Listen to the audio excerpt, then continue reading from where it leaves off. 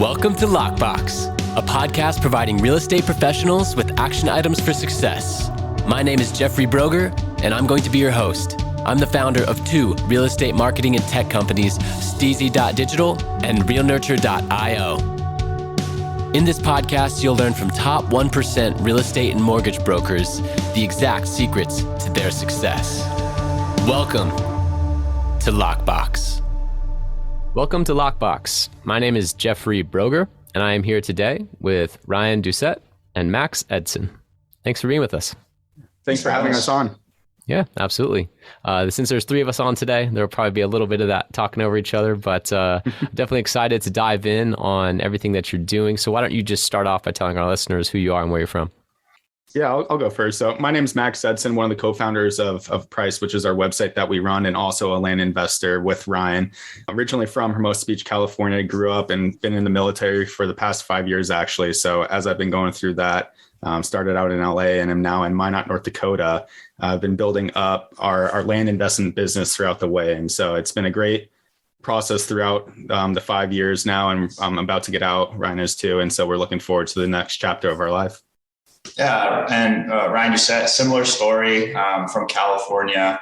One of the co-founders of Price. Actually met Max in college playing hockey, and yeah, also in the military. Currently in Las Vegas, Nevada. A little bit warmer than Minot, North Dakota, but yeah, not the same.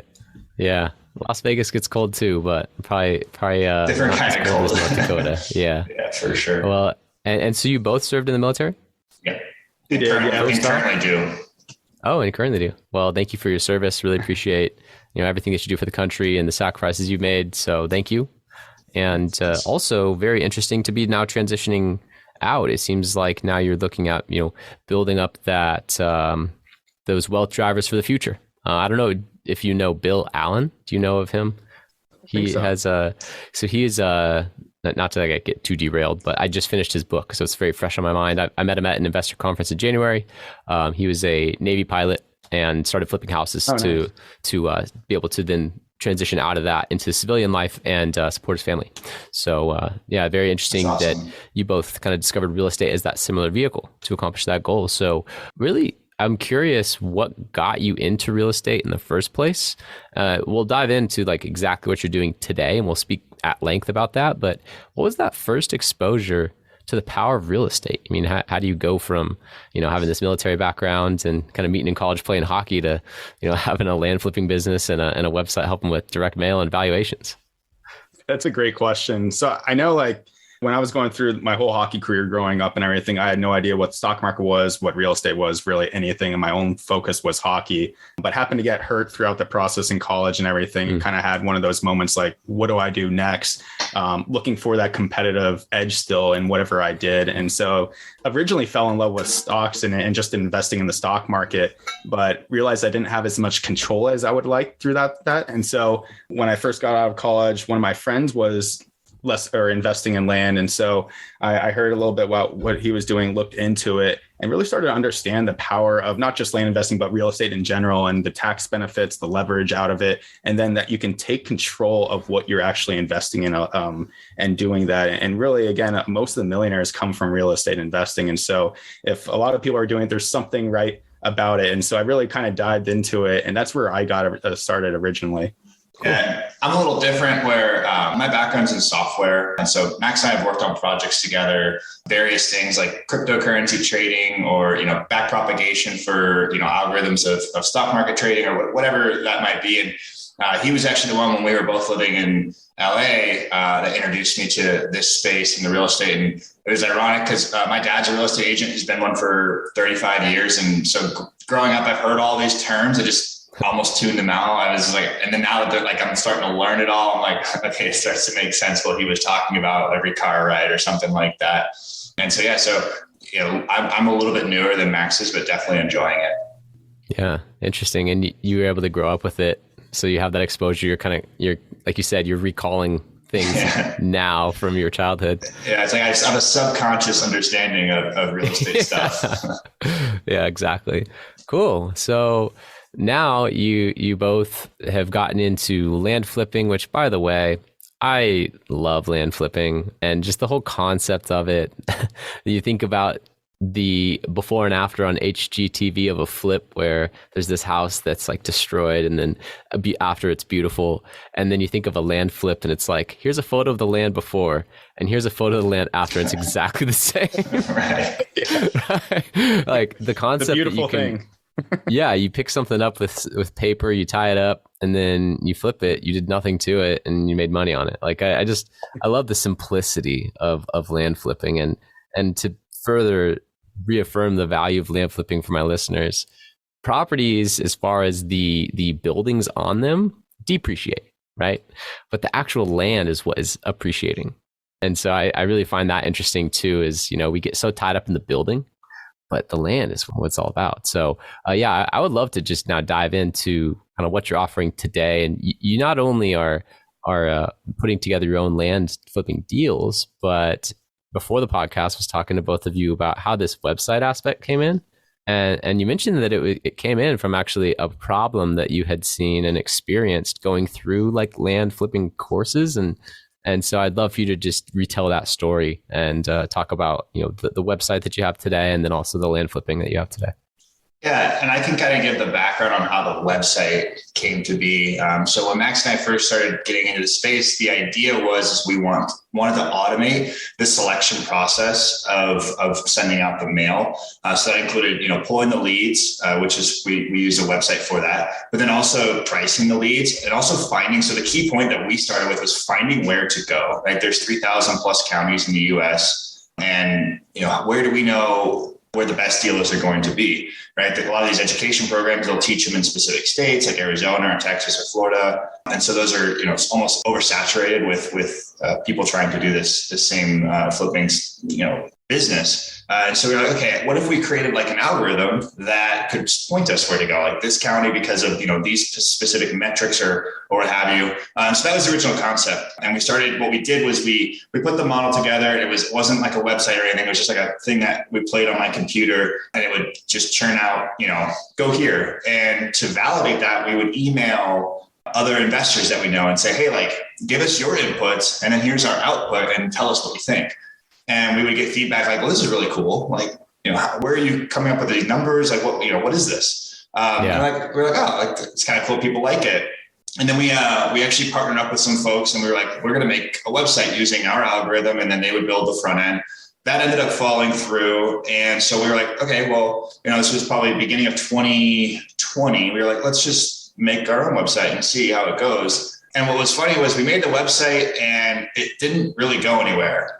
So it was probably like March of 2020, right when, COVID started and the website, nothing happened. We didn't get users. So we actually moved on to something else. Max and I and his brother went and started doing another project, but the website was still up. It just didn't have like a lot of features. And we would get notifications every time someone would go on the website. And so like every day, like we'd see like, so-and-so is logged in and, the next day, like 2 people logged in and, in May, like late May, we were kind of like, people keep like poking at the site. We were like, should we like try and, do something with it? And so that's when we went over to, we kind of flushed out some of the functionality and we went over to Justin Slido with Casual Fridays and said, hey, we have this product. Like, would you mind like promoting it? And so that's when we actually officially launched or relaunched, if you want to call it that, the site at the end of June of 2020. What's the saying? If no one comes to your launch, just launch again because they don't know the difference. Yeah. So that's how the website kind of became a thing. And when we first started with the website, even in June of 2020, it was nothing like what it is now. And we've really gone off the concept of let the users tell us where to go and how to build it. And so we've been very open and transparent with our users about, tell us what you need it to do, and we will try to make that happen. And so it's sort of morphed out of that into what you see today. It's completely based off of user feedback, and we try to stay pretty much out of it in terms of our opinions of what could be added. Like we obviously collaborate and come up with designs, but really the core features are based off of user feedback. Awesome. Yeah, very organic and feedback driven way to build an online business. I like that. Yeah, exactly. So Max, do you want to touch on the land flipping experience? And I really love how this solution that you came up with was problem driven, because you experienced the problem and then couldn't find the solution and created it. Yeah, absolutely. So I probably started, like I mentioned, one of my friends when I got out of college was the one that turned me on to land investing. He went through an educational program, so that's what I did. And when I went through it, there wasn't really a definitive way to kind of evaluate what the land value was or where to go. So it was very subjective at that point, which drove me crazy because I have a very analytical mind. And so the education was very general. And so I went through it. I did my own campaign. And I basically broke even. And so from my perspective, it was a fail for how much work I put in there. And so I actually took a year off from that. It drove me crazy how much time it took and how it was just really hard to pick where we would go. And so like Ryan mentioned, we were doing some other projects and then eventually came back to this idea. And I told them that we weren't going to do this unless we found that automated way and how to do it. And so the reason why we needed a new website, first of all, is our website's price.com, by the way, and that's PRYCD.com. And the reason why we needed it is because we do something called that's a blind offer campaign. So not only do we send out letters to owners and off-market owners saying that we want to buy their land, but on top of that, we actually put an actual offer price in that letter. So we say, hey, we want to buy your land for X amount. And to do that, we need to know how much that value is for that land that we're actually putting out there too. And so this whole concept was of aggregating a whole bunch of comps together in one database from sites like Zillow, Realtor, Lands of America, Redfin, and a few other sites, basically creating a model off that so we know the valuation of each property lead that we download into an Excel file and then send out in a bulk mail campaign. And so because of that, we just took every single thing that we needed. So instead of going to 8 different websites that I was doing before, we condensed it into one, which was our website, and then the modeling, the pricing, and the downloading and the list. So essentially we go through our one website that would have taken 10 to 12 different other websites to go through and then send it to your bulk mail house to send out. So it automated the process completely and fast tracked our acquisition process because now we weren't focusing as much on generating, getting the leads up front and just basically taking them in on the back end once we have that. So it fast tracked our business tenfold, I would say, just from where we were today. And I don't think we would even be in the land investing space if we didn't create this product just because of how much time intensive it was and the amount of work that is needed to go about it. So from that standpoint, it has been awesome ever since, because now we just focus on the deals and we flip them again. Like if a property is $100,000, we'll usually offer, 3 cents on the dollar, or 30 cents on the dollar. So 30% or so, and see where it takes us from there. We don't typically get them at that cheap, but we can get them for 50,000 on 100,000, and then we flip it from there. So, and that's just one model, right? So we usually do cash deals where we're just flipping straight out, but there's other deals where you can do seller financing or anything else, or subdivide to appreciate value, which we're also doing. So there's multiple different little subsets and niches that you can do in the land investing space. You just kind of have to figure out which one you like best. That's what I have. What's cool about that too is one of the core features of our website is pricing the land, and we can almost validate that through our campaigns, because we'll go out and we'll offer X amount of dollars, and then when we start to negotiate deals, we'll get local real estate agents to validate what their price is, and we actually compare it to our modeling to say like how close were we based off of data driven models that churned out a price in 2 seconds versus a realtor that had to, go to different listing sites, pull comps, that kind of thing, who also has experience in that county or in that region. So it's kind of cool in that regard too. How close were they? At our last campaign, we were pretty spot on almost every property, which was funny. The realtor would say, okay, hey, here's like 4 or 5 comps. I think you could, the market value between, X and Y, and then we'll go look at our reporting tool that we have on our site, and we're right in that range. Almost, I would say on our campaign, at least 90% of the time. It's different in different states just because there's different challenges depending on the terrain or the area or the, what have you. Size of the parcel too is important. So, but we were close, so we were happy about that. Yeah. I think it's interesting with the automated valuation models that typically they are about 3 to 5% off. And if you're doing like a retail house purchase or sale for $1 million, that's a huge delta. But on a land flip, that it may or may not be $100,000, maybe it's 90, maybe it's 110. When you're offering 30 cents on the dollar, it doesn't really matter. Yeah, the margin of error becomes a little bit wider, or the acceptable margin of error becomes a little wider. Yeah, 100%. and a lot of people end up starting with the lower value properties. So they'll do like $2,000 to $5,000 properties starting out. I actually look at that as more risky than doing the larger deals. And the reason for it is that sending out mail isn't necessarily that cheap. So whether you're targeting properties that are $2,000 to $5,000 versus $100,000, the mail cost stays the same. So not only are you reducing your costs from that, from just like a whole generalized perspective, but then like you had mentioned, if you're offering $30,000 on a $100,000 property, the profit in there is bigger. So you do have a little bit more margin of safety built in there too. Absolutely. Yeah, very interesting. So let me bring it back down to earth for my listeners, because we've talked about a lot of different things here. And if I were a new land investor, never invested in land in my life, maybe I've read a book, maybe I've heard a podcast, I have 100 grand to deploy in the next 6 months. I'm out of the stock market because it's super volatile right now and crazy. And I want to get into some real estate, but I've heard about this land thing. I could go to price.com and essentially like find out what state to invest in, as well as send mail to active properties based on evaluation, and send a blind offer that's like a third or maybe half as much as that valuation. And then in maybe a couple months, have a property tied up after that mail has sent out and I'm getting phone calls for it. Is that reality? Absolutely. Is that accurate? Yeah, that's very accurate. I mean, really within 2 weeks time. So you can download a list from us, send that out. Usually you'll start getting calls or however you have your leads getting brought back to you within 2 weeks time. And so, I mean, once you go through that, we do everything with title and escrow. So that takes a little bit of time, a couple of weeks in there too. But yeah, you can realistically have a property tied up within a month of pulling a list, no problem at all.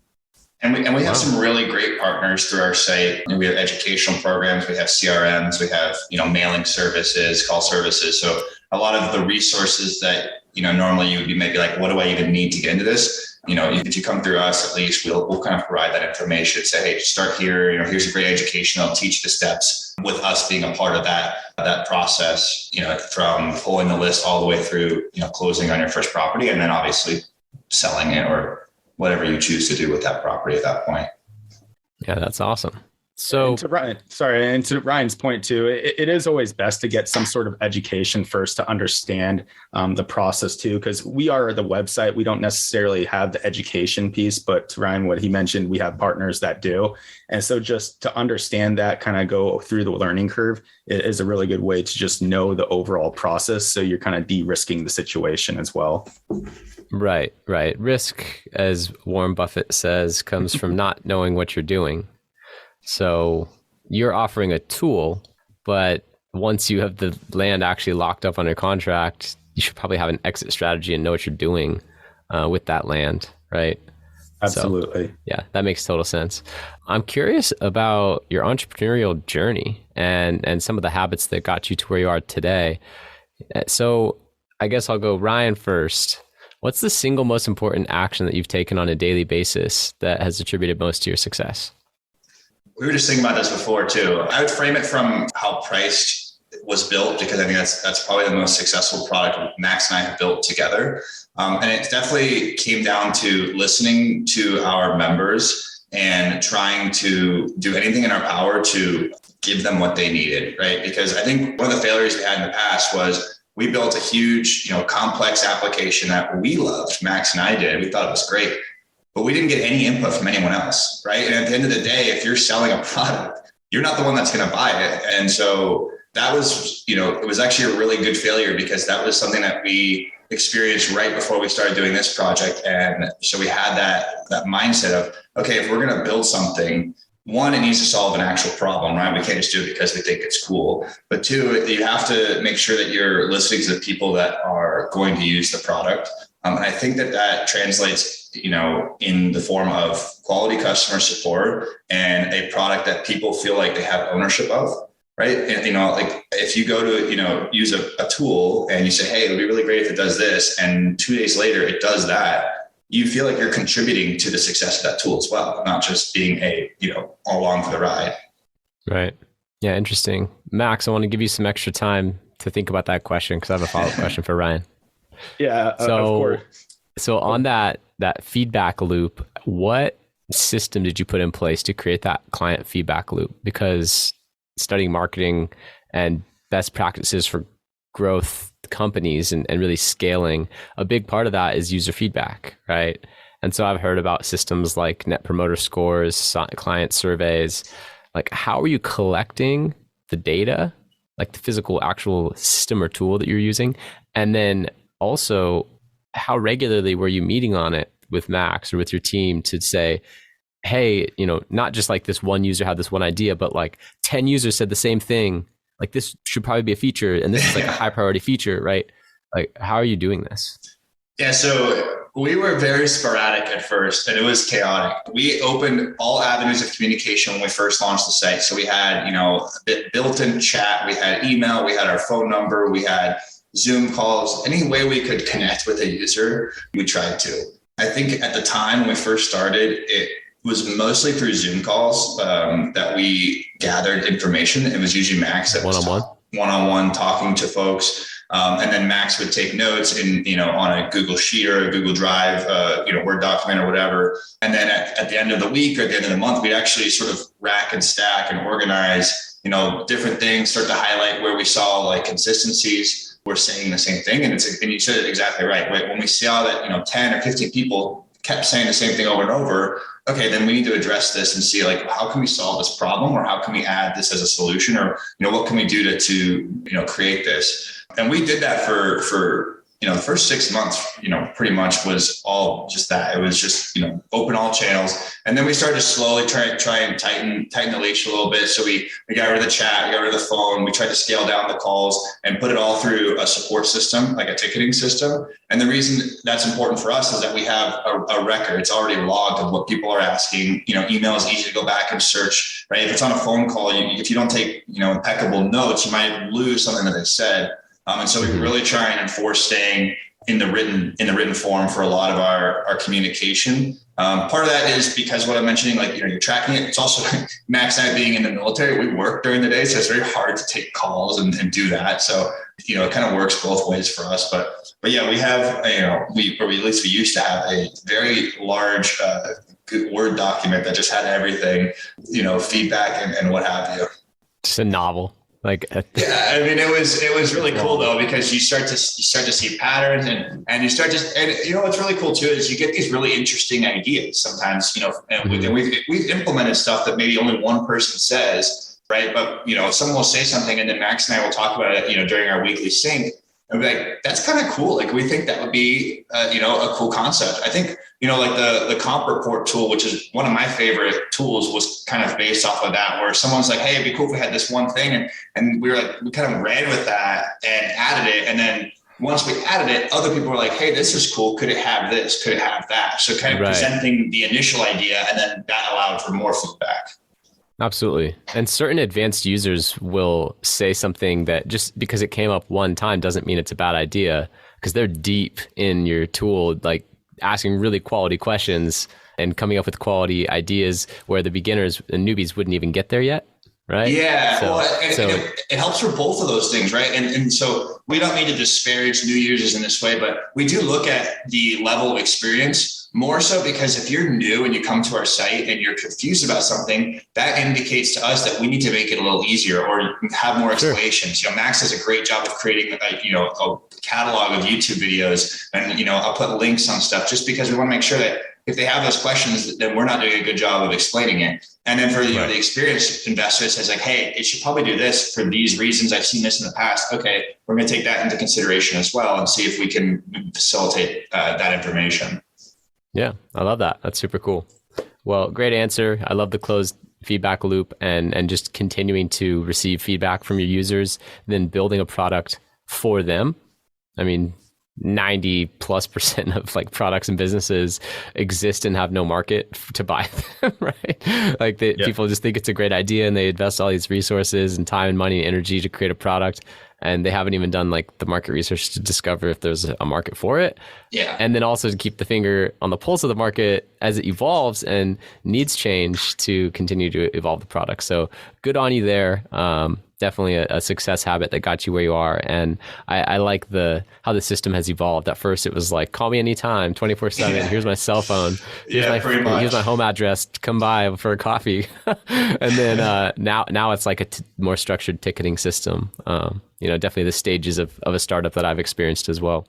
So back to Max. I mean, I think you had like good 8-10 minutes to think about the answer to this question. So it better be a good one. But what's the single most important action that you've taken on a daily basis that has attributed most to your success?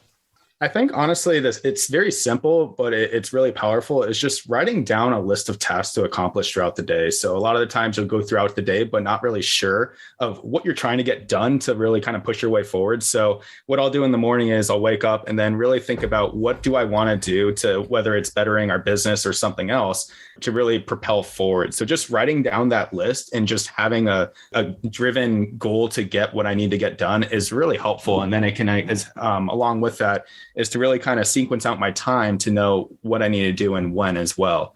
So that has been super helpful. And again, just like little baby steps, nothing too crazy, but like little tiny projects every day can add up to a really big thing in the end, just because we do so much incremental building each day and in each week and each month that it really helps kind of prioritize things. And so that's been really helpful, and just being consistent in your work. So there's a lot of times you hear business owner or entrepreneur and it sounds really sexy, but underneath the surface, it's a lot of hard work and it's not always fun stuff to do. And so just knowing that you have to get done the tasks that aren't the sexy tasks, whether it's just admin work or just like putting stuff into folders, it really helps you stay organized. And again, it allows you to do the bigger things when they come up. So that's probably been the biggest thing for me that has helped me at least been successful, like moving forward, at least in this project than others in the past, and learning from those mistakes. Yeah, makes sense. The list is key. I mean, just putting down on paper what's in your head, but then I think you mentioned like then putting it onto your calendar and like scheduling it. And that next step is really the critical jump to, where things are scheduled, they actually get done. Yeah. But if they sit in my head, they'll just keep me up at night. And if they're on the list unorganized, it's a step. It'll maybe make me go to sleep and like get it out of my head, but it's not yet scheduled into my calendar for a time to do that task. So and even to take it a step further, but like pushing yourself to not just have like an hour block of one certain task, really pushing yourself to get it done as quick as possible, but still not where you're just rushing it as well. Cause I don't know what the official saying is, but if you give yourself 3 hours for a task, it'll get done in 3 hours. It'll take 3 hours. Yeah. So like just really pushing yourself to do it faster than what you think that you can too, but not in again, where you're rushing through it and you're going to have a bad product in the end is a great way to look at it too. Yeah. Max and I used to compete when we were first. We had a system for all of our tasks, and we always sign off on each other's tasks so we know when things are getting done. And sometimes, I'd put a task in and say, hey, like this is done. It'd be like 11 o'clock. And Max would be like, well, I'm not going to let him be the only one doing stuff today. So then he'd jump on and start doing stuff. And then he'd put it back. I'm like, well, I'm not going to let him one up me. So then I'm like, I'll pick up another task and stay up till 2 a.m. Right. Yeah. It's good. It's nice. Pushes us forward. Yeah. A little healthy competition there. Of course. Exactly. Nice. So you talked about the different exit strategies for land. And one of the ones that I've heard, which is interesting, is the seller financing, where, you basically offer 30 cents on the dollar for a piece of land. You lock it up and you put a down payment, get some financing, get it all lined up. And then you go seller finance it to someone else. You basically instantly recoup your down payment, and then you have a recurring revenue coming in.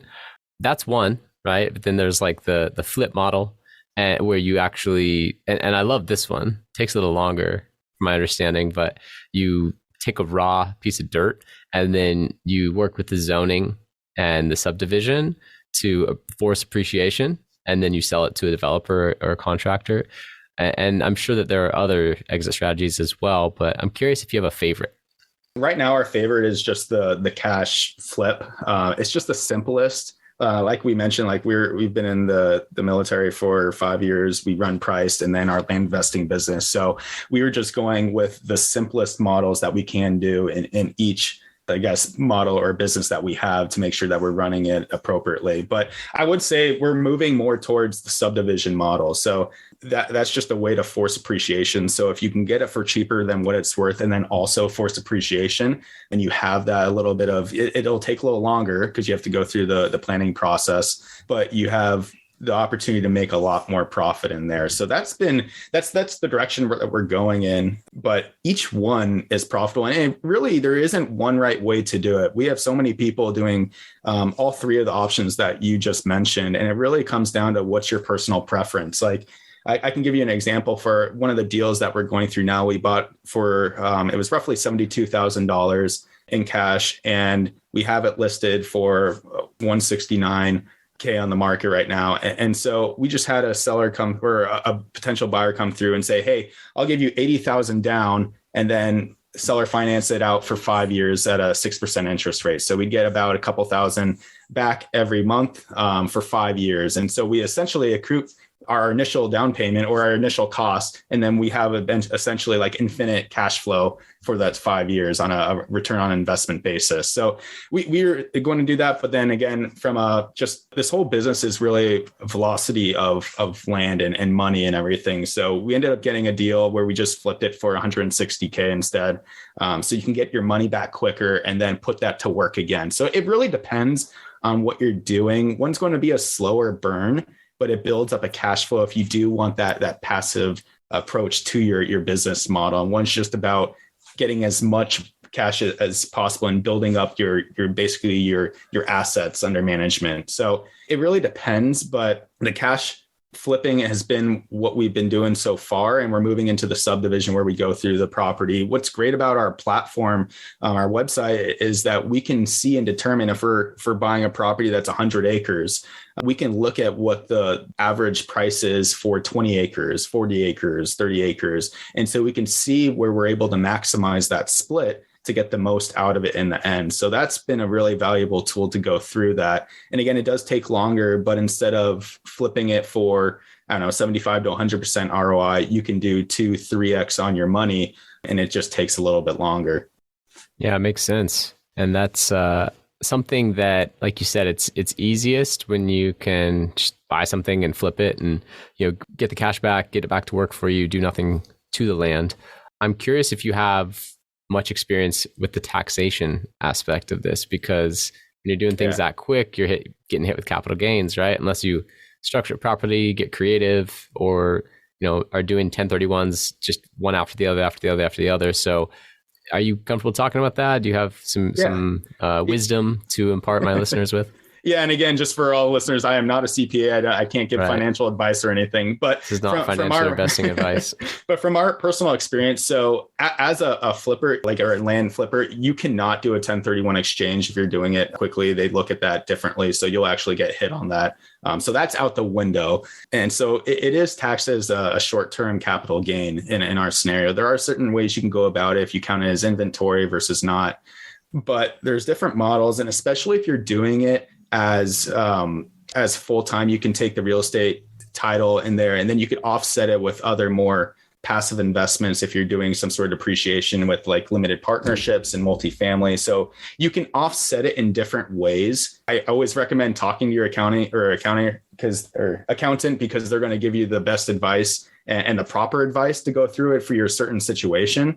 But there's different ways you can go about it. It really isn't necessarily the most tax friendly, because when you invest in a house, it's the house that's depreciating, right? So you can write that off. It's not the land, the value underneath it. When you're just flipping land, there's nothing to depreciate.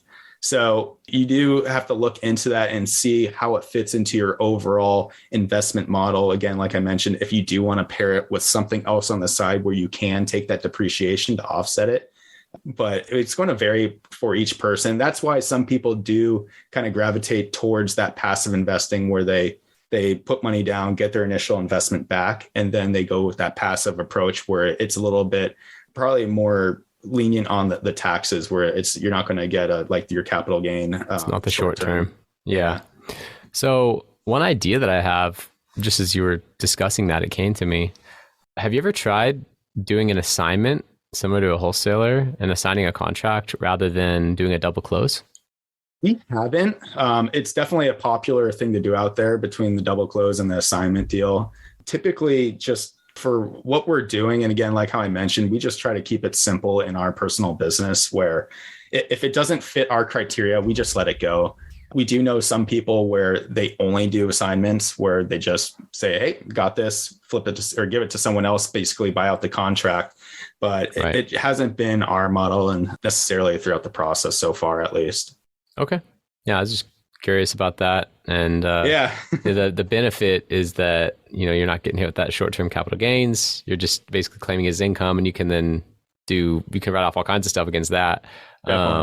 But then the double close, the value is that the seller doesn't see how much you're making on the deal. Yeah.